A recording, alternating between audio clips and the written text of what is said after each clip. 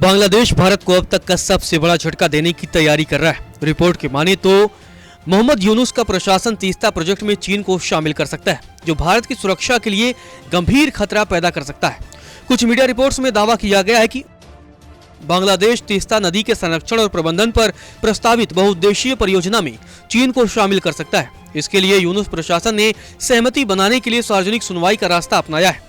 यह नदी सिक्किम से निकलती है और हिमालयी राज्य और उत्तरी बंगाल के कुछ हिस्सों में लगभग 305 किलोमीटर की दूरी तय करने के बाद बांग्लादेश में प्रवेश करती है। भारत और बांग्लादेश में तीस्ता प्रोजेक्ट को लेकर लंबे समय से विवाद रहा है, लेकिन शेख हसीना की सरकार ने चीन को इस प्रोजेक्ट से दूर रखा था। मीडिया रिपोर्ट की माने तो रविवार को उत्तरी बांग्लादेश के एक जिले रंगपुर के प्रशासन ने कावनिया में तीस्ता निये कोरोनिये यानी कि तीस्ता के साथ क्या किया जाए पर एक सार्वजनिक बैठक सुनवाई की। बांग्लादेशी मीडिया ने सुनवाई में बांग्लादेश की पर्यावरण, वन, जलवायु परिवर्तन और जल संसाधन मंत्रालय की सलाहकार सईदा रिजवाना हसन के हवाले से कहा कि चीनी सरकार ने पहले नदी के संरक्षण और प्रबंधन के लिए एक मास्टर प्लान बनाया था। हम उनके साथ बातचीत कर रहे हैं। उन्होंने इसके लिए 2 साल का समय मांगा है।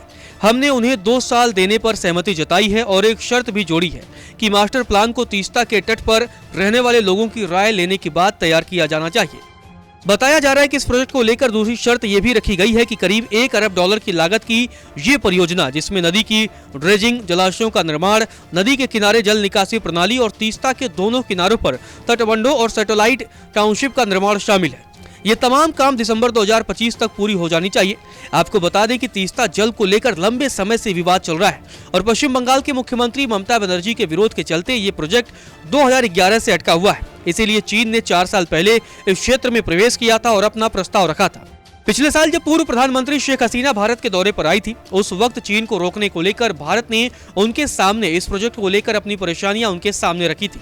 इस दौरान शेख हसीना सरकार के साथ एक समझौता हुआ था, जिसके तहत भारत ने इस प्रोजेक्ट को लेकर एक टेक्निकल टीम को ढाका भेजने का प्रस्ताव रखा था। वहीं पिछले साल जुलाई में भारत की यात्रा के दौरान शेख हसीना ने इस प्रोजेक्ट में भारत को प्राथमिकता देने की बात कही थी।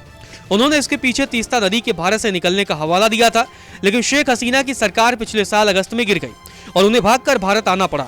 शेख हसीना सरकार के पतन के बाद मोहम्मद यूनुस की अगुवाई वाली अंतरिम सरकार ने भारत विरोधी रुख अपनाया है। अगर चीन को इस प्रोजेक्ट में शामिल किया जाता है तो भारत की इससे परेशानी बढ़ेगी। मीडिया रिपोर्ट के मुताबिक बालूरघाट स्थित नदी विशेषज्ञ का कहना है कि बिल्कुल साफ है कि बांग्लादेश की अंतरिम सरकार इस प्रोजेक्ट में चीन को शामिल करने का रास्ता साफ कर रही है और इसके लिए सार्वजनिक सुनवाई मंच का रास्ता अपनाया गया है। बांग्लादेशी मीडिया रिपोर्ट्स के मुताबिक रंगपुर, लालमोनिरहाट, गौबांधा, कुरीग्राम और नीलाफमारी जैसे जिलों में रहने वाले सैकड़ों लोग जो तीस्ता के किनारे हैं, वो इस जन सुनवाई में शामिल हुए थे। सिलीगुड़ी कॉरिडोर को भारत का चिकन नेक कहा जाता है। यह भारतीय उपमहाद्वीप का सबसे पतला हिस्सा है, जो नेपाल और बांग्लादेश के बीच स्थित है और पूरे पूर्वोत्तर को देश के बाकी हिस्सों से जोड़ता है। आपके लिए यह भी जानना जरूरी है कि जलपाईगुड़ी जिले के गजोलडोलवा में स्थित और सिलीगुड़ी से करीब 25 किलोमीटर दूर तीस्ता बैराज तीस्ता नदी पर बना आखिरी बांध है, जहां से पानी नीचे की ओर छोड़ा जाता है। यहां से पानी जलपाईगुड़ी और कूच बिहार जिले के कुछ हिस्सों से होकर बांग्लादेश में प्रवेश करता है। बांग्लादेश के ग्रामीण विकास और सहकारिता तथा युवा और खेल मामलों के सलाहकार आसिफ महमूद साजिब भुइया ने कहा कि ढाका भी कम पानी वाले महीनों में बैराज से पानी छोड़ने के लिए भारत पर दबाव बनाने के लिए कूटनीतिक चैनलों का उपयोग करना चाहता है। नमस्कार, मैं हूं मानक गुप्ता। अगर आपको हमारा ये वीडियो पसंद आया हो तो इसे लाइक और शेयर जरूर करें और हाँ, हमें सब्सक्राइब और फॉलो करना ना भूलें ताकि आप देश और दुनिया की कोई खबर मिस ना करें।